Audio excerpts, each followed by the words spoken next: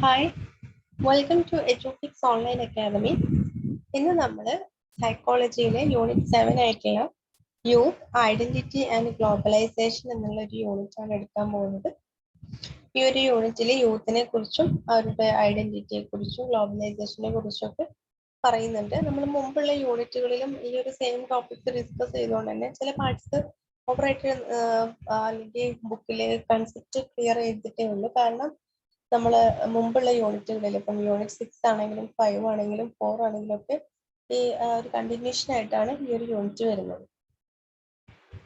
Okay, അപ്പൊ നമുക്ക് യൂണിറ്റിലേക്ക് പോകാം. ഫസ്റ്റ് ഇതിൽ മെയിൻ ആയിട്ട് 2 ടോപ്പിക്സ് ആണ് ഡിസ്കസ് ചെയ്യുന്നത്. അതിൽ ഫസ്റ്റ് ടോപ്പിക് എന്ന് പറയുന്നത് യൂത്ത് ആൻഡ് ഐഡന്റിറ്റി ആണ്. ഓക്കെ, യൂത്തും അതുപോലെ ഐഡന്റിറ്റിനെ കുറിച്ചാണ് ഫസ്റ്റ് ടോപ്പിക് എന്ന് പറയുന്നത്. ഇതിൽ എന്താണ്, as A adult in the society men and women about 100 to 150 years back become parents at 15 and 19, worked in the traditional system, and the production and reproduction of the society was almost seamless and stable.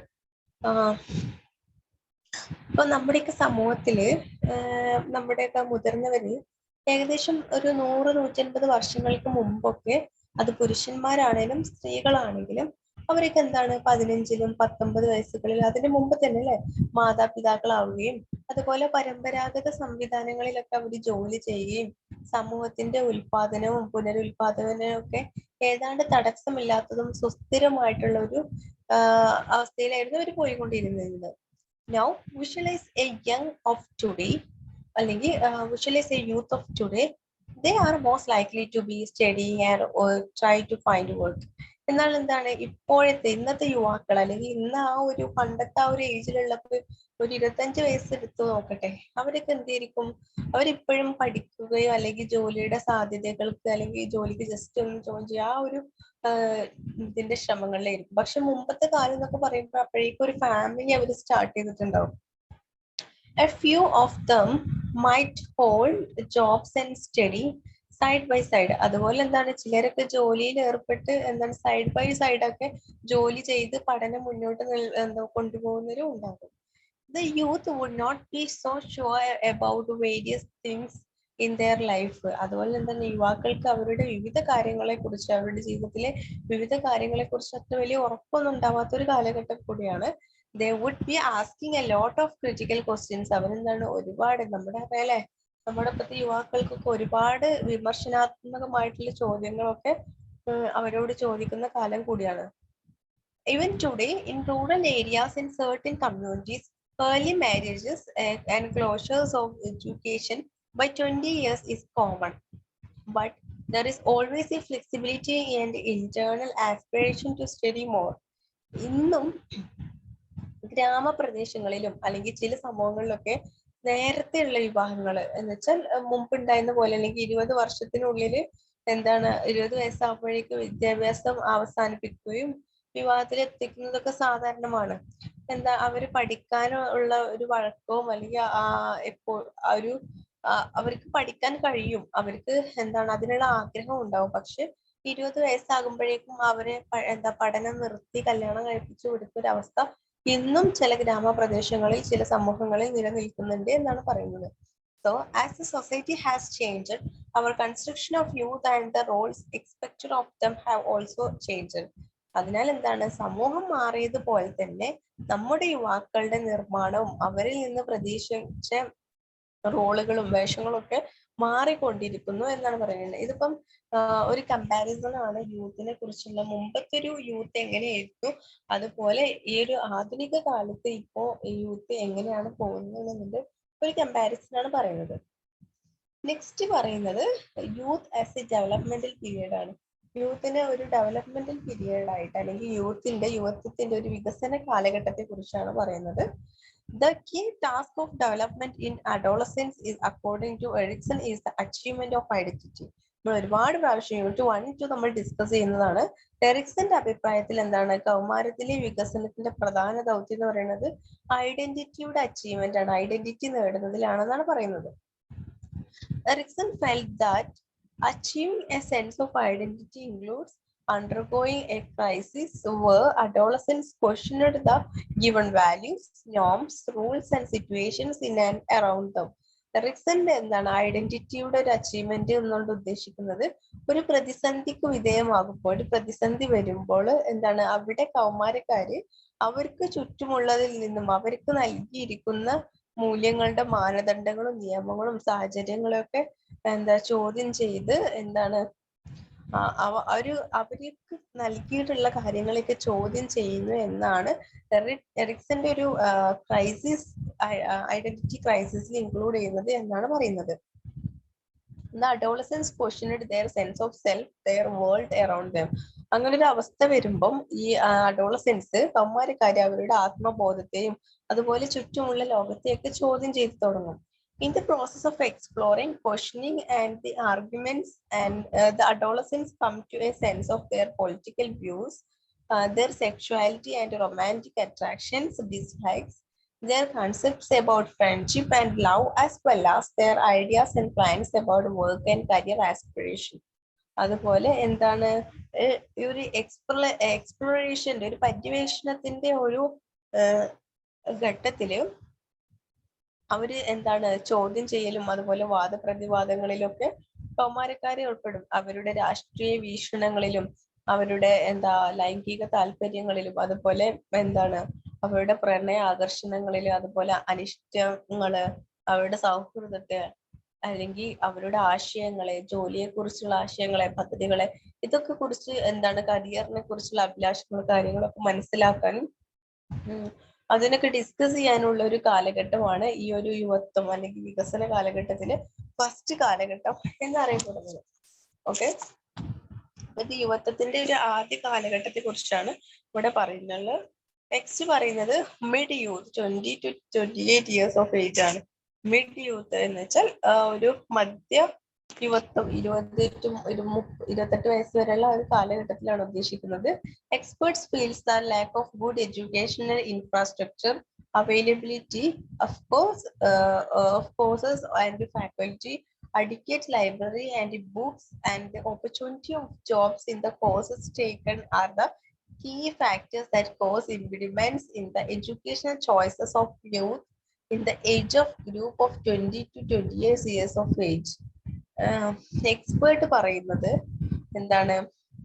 നല്ല വിദ്യാഭ്യാസവും അടിസ്ഥാന സൗകര്യങ്ങളുടെ അഭാവവും അതുപോലെ കോഴ്സുകൾക്ക് class എടുക്കേണ്ട ഫാക്കൽറ്റികളുടെ ലഭ്യത കുറവ്, അല്ലെങ്കിൽ മതിയായിട്ടുള്ള ലൈബ്രറി, അല്ലെങ്കിൽ പുസ്തകങ്ങൾ, പഠിച്ച കോഴ്സിലെ തൊഴിലവസരങ്ങൾ, ഇങ്ങനെയുള്ള കാര്യങ്ങളൊക്കെ 20 to 28 വയസ്സ് വരെ പ്രായമുള്ള യുവാക്കളുടെ വിദ്യാഭ്യാസത്തെ തെരഞ്ഞെടുക്കുന്നതിന് തടസ്സം സൃഷ്ടിക്കുന്ന പ്രധാന ഘടകങ്ങളായിട്ടാണ് എക്സ്പേർട്സ്, വിദഗ്ധരെ പറയുന്നത്. In terms of gender, girls and youth, women cites increasing domestic chores, stricter social norms that inhibits free movement within and outside of their village, and pressure to marry as key obstacles toward completing higher education. ഇപ്പൊ ലിംഗഭേദത്തിന്റെ കാര്യത്തില് പെൺകുട്ടികളും യുവതികളും വർദ്ധിച്ചു വരുന്ന വീട്ടുജോലികളും അതുപോലെ അവരുടെ ഗ്രാമത്തിനകത്തും പുറത്തുമുള്ള സ്വതന്ത്ര സഞ്ചാരത്തെ തടയുന്ന കർശനമായിട്ടുള്ള സാമൂഹിക മാനദണ്ഡങ്ങളും വിവാഹത്തിനുള്ള സമ്മർദ്ദവും അതുപോലെ ഉന്നത വിദ്യാഭ്യാസം പൂർത്തിയാക്കുന്നതിനുള്ള ഇങ്ങനെയുള്ള കാര്യങ്ങളൊക്കെ ഉന്നത വിദ്യാഭ്യാസം പൂർത്തിയാക്കാനും പ്രധാന തടസ്സങ്ങളായിട്ട് നിൽക്കുന്ന കാര്യങ്ങളാണ് അല്ലെ. വിദ്യാഭ്യാസത്തിന്റെ കാര്യത്തിലാണെങ്കിൽ നമ്മൾ നേരത്തെ പറഞ്ഞ കാര്യങ്ങളാണ് കുറച്ച് തടസ്സങ്ങളായിട്ട് നിൽക്കുന്നത്. എന്നാൽ ജെൻഡർ, ലിംഗത്തിന്റെ ബേസിൽ പറയുകയാണെങ്കിൽ ഇങ്ങനെയുള്ള കാര്യങ്ങളാണ് തടസ്സമായിട്ട് നിൽക്കുന്നത് പെൺകുട്ടികളുടെ ആൺകുട്ടികളുടെ പറയുകയാണെങ്കിൽ. Education is linked to employment, more so in the public imagination in India. The need to secure income and the responsibility to help the family is one of the key reasons of getting educated as cited by the youth. വിദ്യാഭ്യാസം തൊഴിലുമായിട്ടാണ് ബന്ധപ്പെട്ടിട്ടുള്ളത്. കൂടുതൽ ഇന്ത്യയിലെ പൊതു ഭാവനയില് വരുമാനം ഉറപ്പാക്കേണ്ടതിന്റെ ആവശ്യകതയും കുടുംബത്തെ സഹായിക്കാനുള്ള ഉത്തരവാദിത്വവുമായിട്ടാണ് വിദ്യാഭ്യാസത്തെ, അല്ലെങ്കിൽ അതിനു വേണ്ടിയിട്ടാണ് വിദ്യാഭ്യാസം നേടുന്നത് എന്നാണ് ഒരുപാട് യുവാക്കൾ ചിന്തിച്ചിരുന്നത്. അല്ലാതെ ഒരു വ്യക്തിബോധത്തിനോ അല്ലെങ്കിൽ നമ്മളുടെ ഒരു സെൽഫിന് വേണ്ടിയിട്ട് എന്ത് ലഭിക്കുന്നു എന്നതിലുപരി അവര് ഇങ്ങനെയുള്ള ലക്ഷ്യങ്ങളാണ് വിദ്യാഭ്യാസത്തിലൂടെ കാണുന്നത്. The second key concern of mid-youth is the lifestyle and health of the mid youth. മധ്യ യൗവനക്കാരുടെ രണ്ടാമത്തെ പ്രധാന ആശങ്ക എന്ന് പറയുന്നത് മധ്യ യൗവനത്തിന്റെ ജീവിതശൈലിയും അതുമൂലമുണ്ടാവുന്ന ആരോഗ്യ പ്രശ്നങ്ങളുമാണ് അല്ലെ.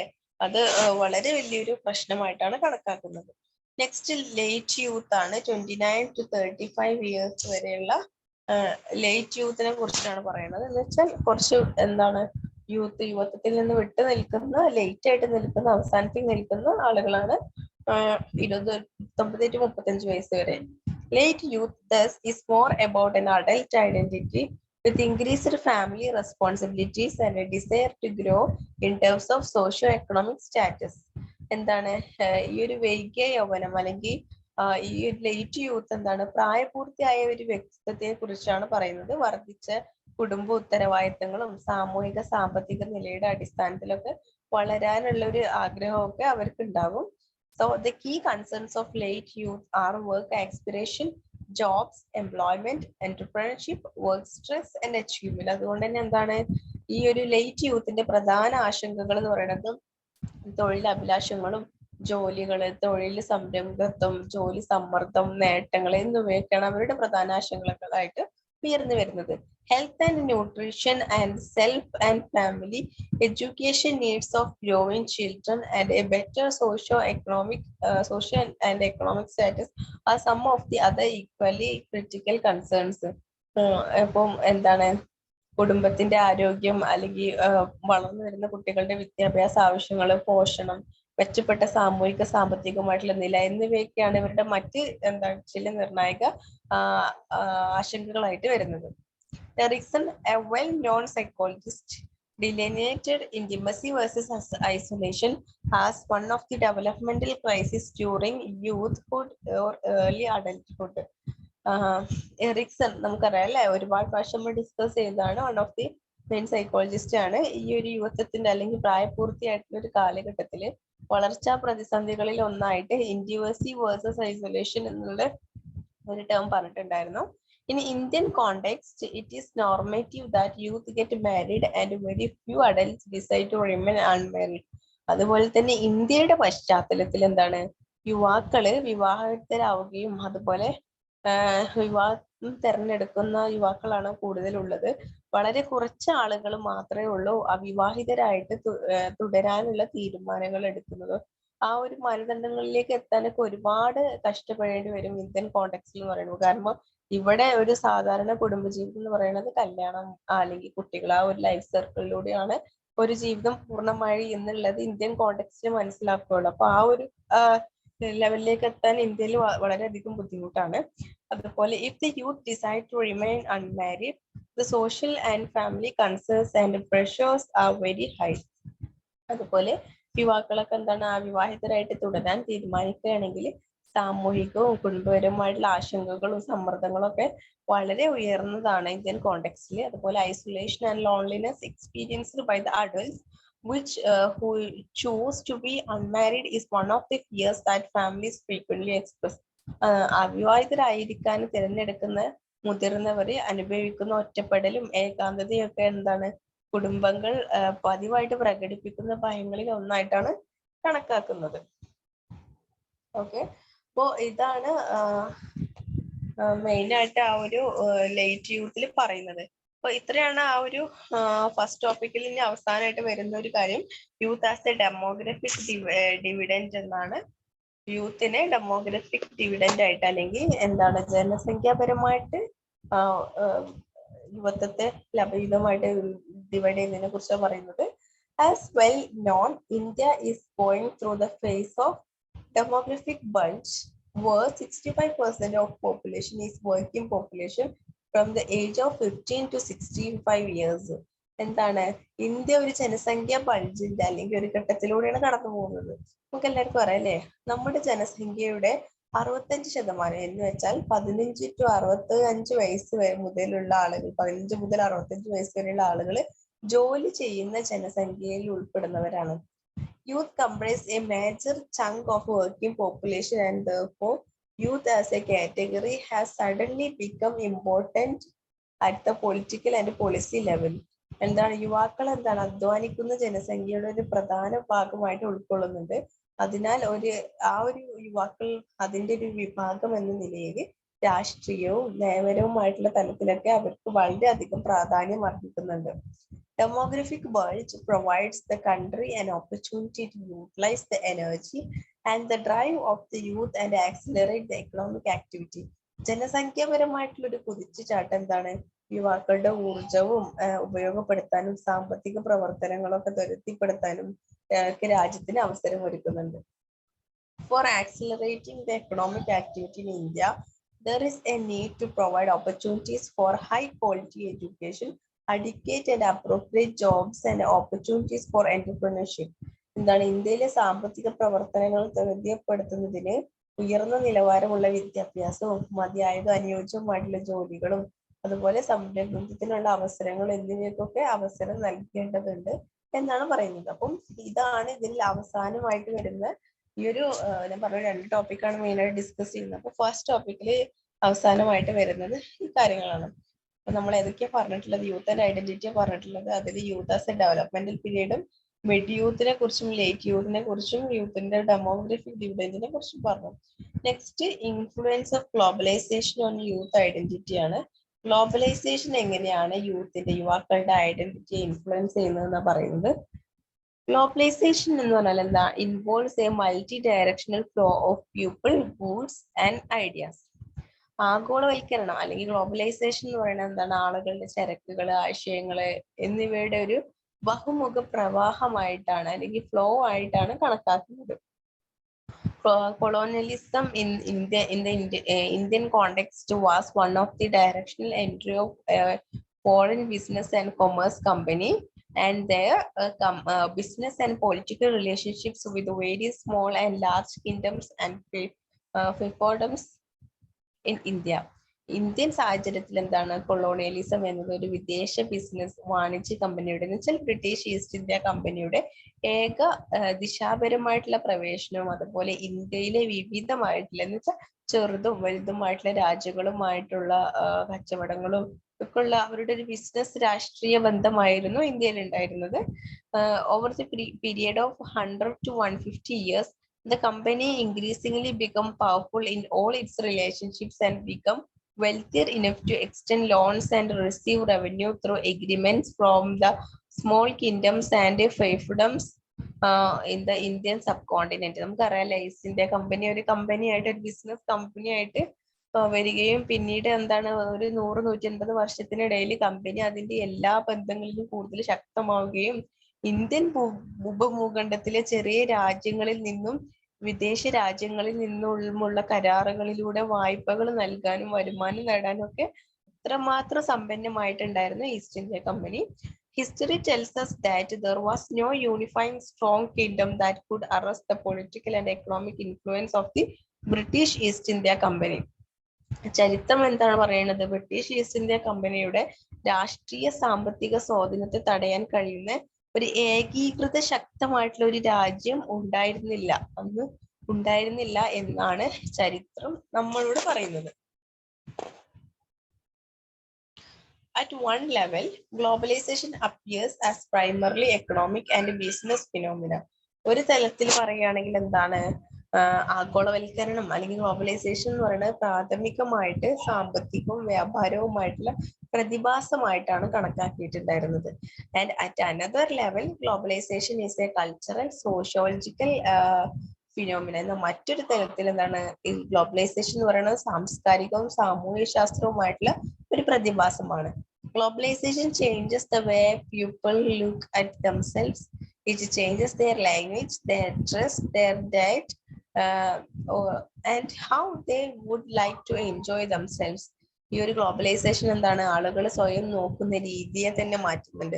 അത് അവരുടെ ഭാഷയെ മാറ്റുന്നുണ്ട്, അവരുടെ വസ്ത്രധാരണത്തെ, അവരുടെ എന്താണ് ഭക്ഷണക്രമത്തെ, അവരെ എങ്ങനെ ആസ്വദിക്കുന്നു, സ്വയം എങ്ങനെ ആസ്വദിക്കുന്നു, അങ്ങനെ ഓരോ കാര്യത്തിനും ഗ്ലോബലൈസേഷന്റെ ഇൻഫ്ലുവൻസ് വരുന്നുണ്ട്. അത്രത്തോളം ആണ് ഓരോ ജനങ്ങൾക്കും ഗ്ലോബലൈസേഷനിൽ മാറ്റം വന്നിട്ടുണ്ട് എന്നാണ് പറയുന്നത്. ഓക്കെ, നെക്സ്റ്റ് ഇതിൽ വരുന്ന സബ് ടോപ്പിക് ആണ് ഗ്ലോബലൈസേഷൻ, ടെക്നോളജി ആൻഡ് യൂത്ത്. ഗ്ലോബലൈസേഷനും ആഗോളവൽക്കരണവും ടെക്നോളജിയും യൂത്തിനെ കുറിച്ചുമാണ് പറയുന്നത്. On a positive note, technology-driven media and globalization are twins. ഒരു പോസിറ്റീവായിട്ട് പറയുകയാണെങ്കിൽ ഈ ഒരു ടെക്നോളജിയും അതുപോലെ ആഗോളവൽക്കരണവും ഒക്കെ ഇരട്ടകളായിട്ട് അല്ലെങ്കിൽ ട്വിൻസ് ആയിട്ടാണ് കണക്കാക്കുന്നത്. Technology facilitates globalisation. അതിന്റെ കാരണം എന്താണ്? ഈ ടെക്നോളജി, സാങ്കേതിക വിദ്യ എന്ന് പറയുന്നത് ആഗോളവൽക്കരണത്തെ സുഗമമാക്കുന്നതിനാണ് ഉണ്ടായിട്ടുള്ളത്. The new media and technology brings information about events and situations in multiple formats through videos, social media, online internet, and mobile technology.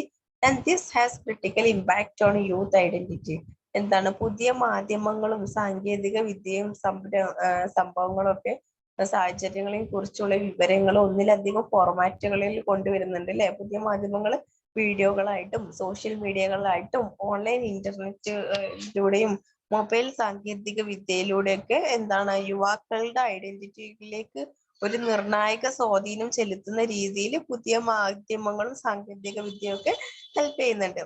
The access of technology has fundamentally transformed awareness about educational opportunities, the possibilities of change, and the multitude of careers available. അതുപോലെ സാങ്കേതിക വിദ്യയുടെ പ്രവേശനം എന്താണ്? വിദ്യാഭ്യാസ അവസരങ്ങളും മാറ്റത്തിന്റെ സാധ്യതകളും ലഭ്യമായിട്ടുള്ള നിരവധി തൊഴിലവസരങ്ങളും എന്നിവയെ കുറിച്ചുള്ള ഒരു അവബോധത്തെ അടിസ്ഥാനപരമായിട്ട് പരിവർത്തനം ചെയ്യുന്നുണ്ട്. On the other hand, the youth who do not have access to technology are left behind. ഇതൊക്കെ എന്താണ്? ഈ ഒരു മാറ്റമൊക്കെ ഈ ടെക്നോളജിയെ കുറിച്ച് നല്ല പരിചയമുള്ള യൂത്തിനാണ് പറയുന്നത്. മറുവശത്ത് എന്താണ്? സാങ്കേതിക വിദ്യ ലഭ്യമല്ലാത്ത യുവാക്കൾ പിന്നോക്കം പോകുന്ന ഒരു അവസ്ഥയുമുണ്ട്. Technology itself is neutral, but those who are able to use it can present their perspective and many other perspectives as compared to those who are less digitally savvy. ഈ സാങ്കേതിക വിദ്യ എന്താ? ഒരു നിഷ്പക്ഷമായിട്ടാണ് പറയുന്നത്, ന്യൂട്രൽ ആണ് അല്ലെ? അത് ഉപയോഗിക്കാൻ കഴിവുള്ളവർക്ക് അവരുടെ കാഴ്ചപ്പാടുകളും മറ്റു പല കാഴ്ചപ്പാടുകളും ഡിജിറ്റലായിട്ട് അവബോധമില്ലാത്തവരെ അപേക്ഷിച്ച് അവതരിപ്പിക്കാൻ കഴിയും. സെക്കൻഡ്ലി എന്താണ്? The time required to process and deliberate on a viewpoint or perspective is shortened, so impulsive view get fixed. അതുപോലെ എന്താണ്? ഒരു വ്യൂ പോയിന്റിലോ വീക്ഷണത്തിലൊക്കെ പ്രോസസ്സ് ചെയ്യാനും ആലോചിക്കാനും ആവശ്യമായിട്ടുള്ള സമയം കുറയും. അതിനാൽ എന്താണ്? അവർക്ക് ആവേശകരമായിട്ടുള്ള ഒരു കാഴ്ചകളൊക്കെ പരിഹരിക്കപ്പെടും എന്നാണ് പറയുന്നത്. ഇതാണ് ടെക്നോളജിയെ കുറിച്ച് യൂത്തിനെ കുറിച്ച് മെയിൻ ആയിട്ട് പറയുന്നത്. ഇനി ഗ്ലോബലൈസേഷൻ എങ്ങനെയാണ് ഒരു യൂത്തിന്റെ വർക്ക് പാറ്റേണിൽ മാറ്റം വരുത്തിയത് എന്നതിനെ കുറിച്ചാണ് പറയുന്നത്. Okay, as part of globalisation process, patterns of education has changed. ആഗോളവൽക്കരണത്തിന്റെ പ്രക്രിയയുടെ ഭാഗമായിട്ട് എഡ്യൂക്കേഷന്റെ പാറ്റേണിൽ വലിയ മാറ്റം വന്നിട്ടുണ്ട്. Distance education, online education through video and audio formats and English exposure to information and knowledge about a variety of domains has transformed the possibilities of life long learning. എന്താണ്? Distance education, വിദൂര വിദ്യാഭ്യാസം, അതുപോലെ video audio ഫോർമാറ്റുകളിലൂടെയുള്ള online വിദ്യാഭ്യാസം, അതുപോലെ വിവരങ്ങളുടെ അറിവുകളോടും കൂടിയുള്ള ഒരു എക്സ്പോഷറും വിവിധ മേഖലകൾ ജീവിതത്തിന്റെ സാധ്യതകളെ മാറ്റിമറിച്ചു നീണ്ട പഠനത്തിലൂടെയൊക്കെ മാറ്റിമറിക്കുന്നുണ്ട്. Exposures to region and context outside the known and the familiar knowledge and fluency in one or more language and readiness to travel emerges as some of the key factors affecting in both education and employment. അതുപോലെ എന്താണ്? അറിയാവുന്നതും പരിചിതവുമായതിന് പുറത്തുള്ള പ്രദേശങ്ങളിലേക്കും സന്ദർഭങ്ങളിലേക്കുമുള്ള എക്സ്പോഷറും ഒന്നോ അതിലധികമുള്ള ഭാഷകളിലെ അറിവും അതുപോലെ യാത്ര ചെയ്യാനുള്ള സന്നദ്ധതയും അങ്ങനെ ഒരുപാട് കാര്യങ്ങളെ ചില പ്രധാന ഘടകങ്ങളായിട്ടുള്ള വിദ്യാഭ്യാസവും തൊഴിലുമായിട്ട് ഉയർന്നു വരുന്നുണ്ട്. Work patterns have also changed in the globalized world. ആഗോളവൽകൃത ലോകത്ത് എന്താണ്? തൊഴിൽ രീതികളിലും മാറ്റങ്ങൾ വന്നിട്ടുണ്ട്. In comparison to the past, when it was normative to secure a job and continue with it, young people in the changing societies change their job faster. മുൻകാലങ്ങളുമായിട്ട് താരതമ്യപ്പെടുത്തുമ്പോൾ എന്താണ്? ഒരു ജോലി ഉറപ്പാക്കുകയും അത് തുടരുകയും ചെയ്യുക എന്നത് എന്താണ്? മാനദണ്ഡമായിരുന്നപ്പോൾ മാറുന്ന ഒരു സമൂഹത്തിലെ യുവാക്കൾ അവരുടെ ജോലികൾ വേഗത്തിൽ മാറിക്കൊണ്ടിരിക്കുകയാണ്. This is especially true of some sectors such as IT sector, where people work in international teams according to different time shifts and can also work on flexible time schedules. അതുപോലെ എന്താണ് IT മേഖല പോലുള്ള ചില മേഖലകളിൽ എന്താണ് പ്രത്യേകിച്ചും വ്യത്യസ്ത സമയ ഷിഫ്റ്റുകൾ അനുസരിച്ച് ആളുകൾ അന്താരാഷ്ട്ര ടീമുകളിൽ പ്രവർത്തിക്കുകയും ഒപ്പം എന്താണ് ഒരു ഫ്ലെക്സിബിൾ ഷെഡ്യൂളില് ടൈമുമായിട്ട് നമ്മുടെ ഇതിലും പ്രവർത്തിക്കുന്നുണ്ട്. അങ്ങനെ എന്താണ് ലോകത്തെ തൊഴിൽ രീതികളിൽ ഒരുപാട് മാറ്റങ്ങൾ മുൻകാലങ്ങളെ അപേക്ഷിച്ച് ഒരുപാട് മാറ്റങ്ങൾ വന്നിട്ടുണ്ട്. These changes have consequently mean change in family and social interaction as well. അങ്ങനെ ഈ ഒരു മാറ്റങ്ങൾ എന്താണ് കുടുംബപരവും സാമൂഹികപരമായിട്ട് ഇടപെടലുകളിലും മാറ്റങ്ങൾ വരുത്തിയിട്ടുണ്ട് എന്ന് പറയുന്നത്. അപ്പൊ ഇതാണ് എന്താ വർക്ക് പാറ്റേൺസിൽ വന്ന മാറ്റം എങ്ങനെയാണ് എഫക്ട് ചെയ്തതെന്ന് പറയുന്നത്.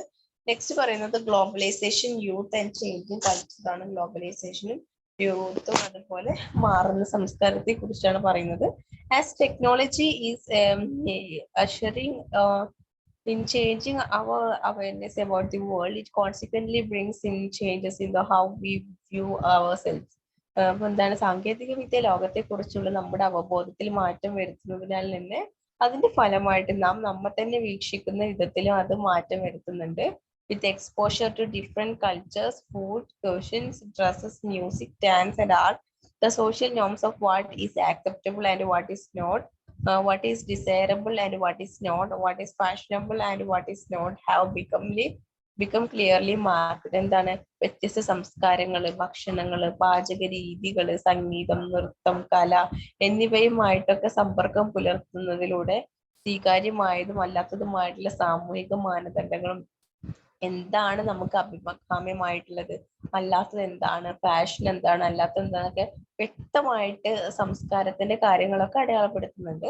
Thus, the youth subculture, which always was a part of the youth identity in pre-globalization period, can now in the globalization era be dramatically different from the local culture. അങ്ങനെ എന്താണ് ആഗോളവൽക്കരണത്തിന് മുമ്പുള്ള കാലഘട്ടത്തിൽ യുവജനങ്ങളുടെ സ്വത്വത്തിന്റെ ഭാഗമായിരുന്ന യുവാക്കളുടെ ഉപസംസ്കാരം ഇപ്പോൾ എന്ന് വെച്ചാൽ ആഗോളവൽക്കരണ കാലഘട്ടത്തിൽ പ്രാദേശിക സംസ്കാരത്തിൽ നിന്ന് നാടകീയമായിട്ട് വ്യത്യസ്തമായിട്ട് അല്ലെങ്കിൽ വ്യത്യസ്തമായി കൊണ്ടിരിക്കുന്നു എന്നാണ് പറയുന്നത്.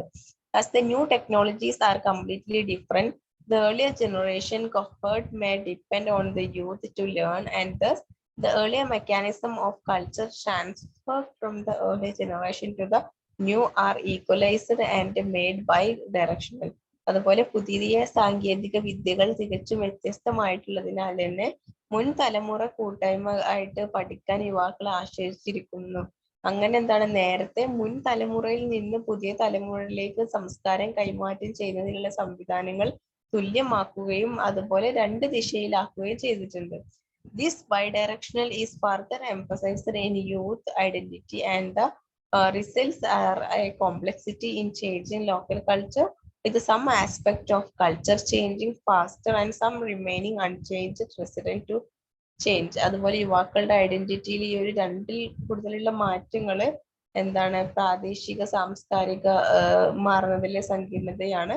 സംസ്കാരത്തിന്റെ ചില വശങ്ങള് വേഗത്തിൽ മാറുകയും ചിലത് മാറ്റമില്ലാതെ പ്രതിരോധ ശേഷിയുള്ളവയുമായിട്ട് അങ്ങനെ ആ ഒരു മാറ്റമില്ലാതെ തുടരുകയും ചെയ്യുന്നു എന്നാണ് പറയുന്നത്. ഇതാണ് യൂത്ത് എങ്ങനെയാണ് കൾച്ചറുമായിട്ട് മാറിയിട്ടുള്ളത് എന്ന് പറയുന്നത്. നെക്സ്റ്റ് ഈ ഒരു യൂണിറ്റിലെ ലാസ്റ്റ് ടോപ്പിക് പറയുന്നത് globalisation, gender identity and youth ആണ്. ആഗോളവൽക്കരണം, ജെൻഡർ ഐഡന്റിറ്റി എന്ന് വെച്ചാൽ എന്താണ് ലിംഗ വ്യക്തിത്വം, യുവത്വത്തിനെ കുറിച്ചാണ് പറയുന്നത്.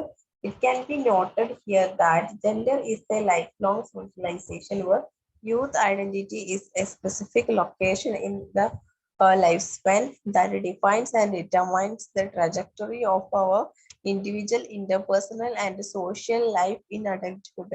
ലിംഗഭേദം എന്താണ് ഒരു ആജീവനാന്ത സാമൂഹിക വൽക്കരണമാണ് എന്ന് നമുക്കറിയാം. അവിടെ എന്താണ് യുവാക്കളുടെ ഐഡന്റിറ്റി എന്താണ് ജീവിത കാലയളവിൽ ഒരു പ്രത്യേക സ്ഥാനമായിട്ടാണ് കണക്കാക്കുന്നത്. പ്രായപൂർത്തിയായിട്ടുള്ള നമ്മുടെ വ്യക്തിപരവും സാമൂഹികവുമായിട്ടുള്ള ജീവിതത്തിന്റെ പാത നിർവചിക്കുകയും നിർണ്ണയിക്കുകയും ഒക്കെ ചെയ്യുന്നുണ്ട്. We view three strong interlinked social phenomena which are fundamentally changing and transforming our understanding of what it means to be born a man or a woman and what it means to be a young man or a woman in these rapidly changing times. നമ്മൾ എന്താണ് ദ്രുതഗതിയിൽ മാറിക്കൊണ്ടിരിക്കുന്ന ഈ കാലത്ത് പുരുഷനോ സ്ത്രീയോ ആയിട്ട് ജനിക്കുക എന്നതിന്റെ അർത്ഥം എന്താണെന്നും ഒരു യുവാവോ സ്ത്രീയോ ആകുന്നതിന്റെ അർത്ഥം എന്താണെന്നുള്ള നമ്മുടെ ധാരണയൊക്കെ അടിസ്ഥാനപരമായി മാറ്റുകയും പരിവർത്തനം ചെയ്യുകയും ചെയ്യുന്ന ശക്തമായിട്ടുള്ള പരസ്പര ബന്ധമാണ് മൂന്ന് സാമൂഹിക പ്രതിഭാസങ്ങളാണ് ഇവിടെ കാണിക്കുന്നത്. അതിൽ ഫസ്റ്റ് വൺ എന്ന് പറയുന്നത് the first and obvious change in gender identity in globalisation is the change in the power relation as they move away from traditional locations to multiple location. ആഗോളവൽക്കരണത്തിന്റെ ലിംഗസ്വത്വത്തിലെ ആദ്യത്തെയും വ്യക്തവുമായിട്ടുള്ള മാറ്റമാണ് അധികാര ബന്ധങ്ങളിൽ നിന്ന് അകന്നു പോകുമ്പോൾ ഉണ്ടാകുന്ന മാറ്റം. പരമ്പരാഗത സ്ഥലങ്ങളിൽ നിന്ന് ഒന്നിലധികം സ്ഥലങ്ങളിലേക്ക് പവർ മാറുമ്പോൾ ഉണ്ടാവുന്ന മാറ്റമാണ് ലിംഗസ്വത്വത്തിലെ ആദ്യത്തെ ആയിട്ടുള്ള ഒരു മാറ്റം പറയുന്നത്. സെക്കൻഡ് ചലഞ്ച് എന്ന് പറയുന്നത് that arise in the authenticity of a information and the appropriateness of it based on age or context. This challenge is more serious and more researchers are being done in psychology regarding this. അതുപോലെ എന്താണ് രണ്ടാമതായിട്ട് ഉയർന്നു വരുന്ന വെല്ലുവിളി എന്ന് പറയുന്നത് വിവരങ്ങളുടെയും ആധികാരികതയും പ്രായവും അല്ലെങ്കിൽ സന്ദർഭവും അടിസ്ഥാനമാക്കി അതിന്റെ ഉചിതത്വമാണ്. ഈ ഒരു വെല്ലുവിളി കൂടുതൽ ഗുരുതരമാണ്. ഇതുമായിട്ട് ബന്ധപ്പെട്ട് സൈക്കോളജിയിൽ നിരവധി ഗവേഷണങ്ങൾ നടക്കുന്നുണ്ട്. മൂന്നാമത്തെ തേർഡ്ലി എന്താണ് societies with fixed and stable gender socialisation norms are impressed with confronting and critical information from other societies and cultures. സ്ഥിരവും സുസ്ഥിരവുമായിട്ടുള്ള ലിംഗ സാമൂഹികവൽക്കരണ മാനദണ്ഡങ്ങളുള്ള സമൂഹങ്ങള് മറ്റുള്ളവരിൽ നിന്ന് അഭിമുഖീകരിക്കുകയും വിമർശനാത്മകവുമായിട്ടുള്ള വിവരങ്ങൾ ഉൾക്കൊള്ളുകയും സമൂഹത്തിന്റെയും സംസ്കാരങ്ങളും ഒക്കെ എന്താണ് അംഗീകരിക്കുകയും ചെയ്യുന്ന ഒരു കാര്യത്തെ കുറിച്ചാണ് മൂന്നാമതായിട്ട് പറയുന്നത്. അപ്പൊ ഈ ഒരു മൂന്ന് കാര്യങ്ങളാണ് എന്താണ് സ്ട്രോങ് ഇന്റർലിങ്ക്സ് സോഷ്യൽ ഫിനോമിനയിൽ സ്ട്രോങ് ഇന്റർലിങ്ക്സ് ആയിട്ട് കാണുന്നത്. Okay, we have noted that globalization brings rapid and multi-directional change in our society, in our culture, economic and political lives. Gender socialization and identity is also affected in economical terms. നമുക്കറിയാലേ എന്താണ് ആഗോളവൽക്കരണം നമ്മുടെ സമൂഹത്തിൽ നമ്മുടെ സാംസ്കാരിക സാമ്പത്തിക രാഷ്ട്രീയ ജീവിതത്തിൽ ദ്രുതഗതിയിലുള്ള ഒരു ബഹുമുഖമായിട്ടുള്ള മാറ്റങ്ങൾ കൊണ്ടുവരുന്നത് നമ്മൾ പറഞ്ഞു. ഈ ഒരു ലിംഗപരമായിട്ടുള്ള സാമൂഹികവൽക്കരണവും വ്യക്തിത്വവും സാമ്പത്തികവുമായിട്ടൊക്കെ ഇതിനെ ബാധിക്കുന്നുണ്ട്. Woman leaderships is an important aspect where the traditional stereotypes may not hold or will be critically confronted in all societies. എല്ലാ സമൂഹങ്ങളിലും പരമ്പരാഗത സ്റ്റീരിയോടൈപ്പുകൾ നിലനിൽക്കില്ല, അല്ലെങ്കിൽ എന്താണ് വിമർശനാത്മകമായിട്ട് നേരിടേണ്ടി വരുന്ന ഒരു പ്രധാന വശമാണ് സ്ത്രീ നേതൃത്വം എന്ന് പറയുന്നത്. Globalization and gender identity also includes changes in gender stereotyping, discrimination, social power, lifestyles, and the idea of inclusion for all the colors of the rainbow. എന്ന് വെച്ചാൽ ട്രാൻസ്ജെൻഡേഴ്സ് എന്താണ് ആഗോളവൽക്കരണത്തിലും ലിംഗസ്വത്വത്തിലും ലിംഗപരമായിട്ടുള്ള സ്റ്റീരിയോടൈപ്പിങ്, അതുപോലെ വിവേചനം, സാമൂഹിക ശക്തി, ജീവിതശൈലി എന്ന് വെച്ചാൽ നമ്മുടെ ട്രാൻസ്ജെൻഡേഴ്സിന്റെ ഒരു കളേഴ്സ് മഴവില്ലിന്റെ എല്ലാ നിറങ്ങളും ചേർന്നിട്ടുള്ള അതിനൊരു കളറും കൂടെ ഉണ്ട്. ആശയങ്ങളൊക്കെ അങ്ങനെ ഒരുപാട് മാറ്റങ്ങളൊക്കെ ഈ ഒരു ആഗോളവൽക്കരണത്തിലും ലിംഗസ്വത്വത്തിലും ഉൾപ്പെടുന്നു എന്നാണ് പറയുന്നത്. അപ്പം ഇത്രയാണ് ഇതിൽ സെക്കൻഡ് ടോപ്പിക് ഡിസ്കസ് ചെയ്യുന്നത്. സെക്കൻഡ് ടോപ്പിക്കിൽ എന്താ ഫസ്റ്റ് നമ്മൾ പറഞ്ഞിട്ടുണ്ടായിരുന്നത് ഗ്ലോബലൈസേഷനും ടെക്നോളജിയും യൂത്തും നമ്മൾ പറഞ്ഞു. ഗ്ലോബലൈസേഷൻ യൂത്തും അതുപോലെ ചേഞ്ചിങ് വർക്ക് പാറ്റേൺസിനെ കുറിച്ചും ഗ്ലോബലൈസേഷൻ യൂത്തും ചേഞ്ചിങ് കൾച്ചറിനെ കുറിച്ചും ഗ്ലോബലൈസേഷൻ ജെൻഡർ ഐഡന്റിറ്റി ആൻഡ് യൂത്തിനെ കുറിച്ചും പറഞ്ഞു. അപ്പൊ ഇത്രയാണ് മെയിൻ ആയിട്ട് ഈ യൂണിറ്റിൽ ഡിസ്കസ് ചെയ്യുന്നത്. ഇതോട് കൂടിയിട്ട് യൂണിറ്റ് 7 കംപ്ലീറ്റ് ആയിട്ടുണ്ട്. Okay, thank you.